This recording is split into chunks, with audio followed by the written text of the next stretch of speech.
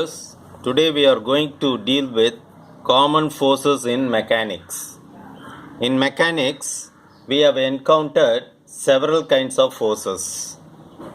The gravitational force is, of course, pervasive. Every object on the earth experiences the force of gravity due to the earth. Gravity also governs the motion of celestial bodies. The gravitational force can act at a distance without the need of any intervening medium. So as such, gravitational force does not require any medium. And we have another type of forces which is called contact forces. So the medium can be solid or fluid. So in contact force, we can divide the force into normal reaction and friction. The component of contact force normal to the surface is called normal reaction. The component parallel to the surface in contact is called friction.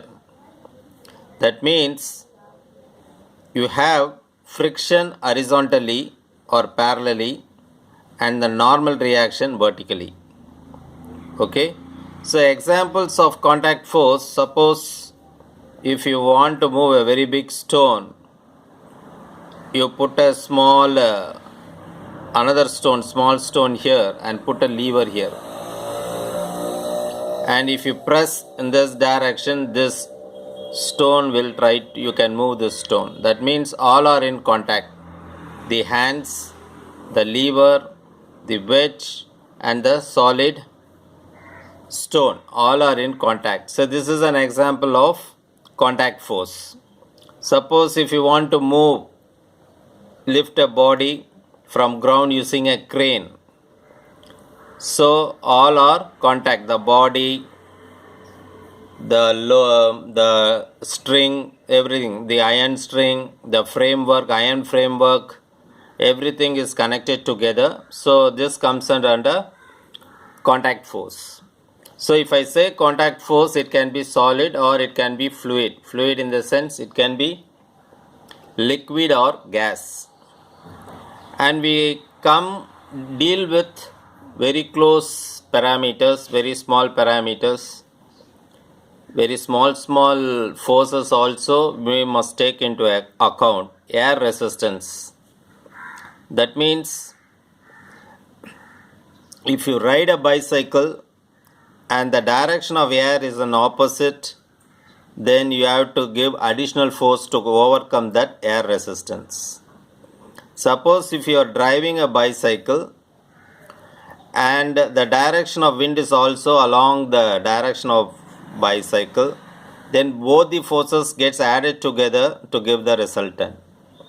So air resistance is also a type of force acting on the body. So if I say air resistance, air is in contact with a particular object. Okay, so all these things comes under fluid. Then viscous force. Viscous force, when you drop something highly viscous fluid, say water means almost non-viscous, it will come out without any viscosity. Of course there will be viscosity but negligible. But when you drop a honey, it takes more time to travel and reach the other end. So it becomes a viscous liquid. So viscous force also plays a vital role in determining the force components, contact force. Then we have buoyant force.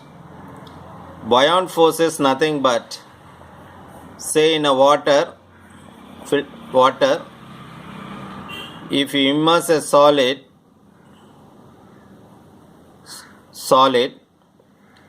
then the equal displacement of water happens because this is occupying this much volume. So an equal displacement you can see in the water. So because of this, and displacement has occurred in the water, so that kind of force is called buoyant force. And also we have tension in a string and force due to spring. So tension in a string and force due to spring. So these are all some of the contact forces we come across in our day-to-day life. Okay. Now we have another set of forces. One we call it as spring force F, which is equal to minus kx, where x is the displacement, k is the force constant, and this minus sign indicates that it opposes the spring force. For example, you can have spring in two modes of operation. It can be elongation or compression. Okay. Suppose this end is notched to the roof. Okay, and you have a string and you connect a load here. So this is load. So the load direction of the force is acting this way, but when the load is discharged, you can see that the spring is trying to move in the opposite direction. So this is a elongation type.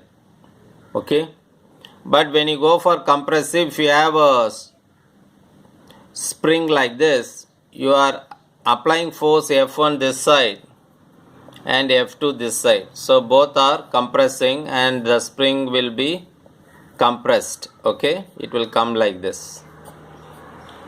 But the spring gives an equivalent force for F2 in this direction and F1 in this direction. So this type of spring force is called compressive. So you have two types. One is elongation and other due to compression.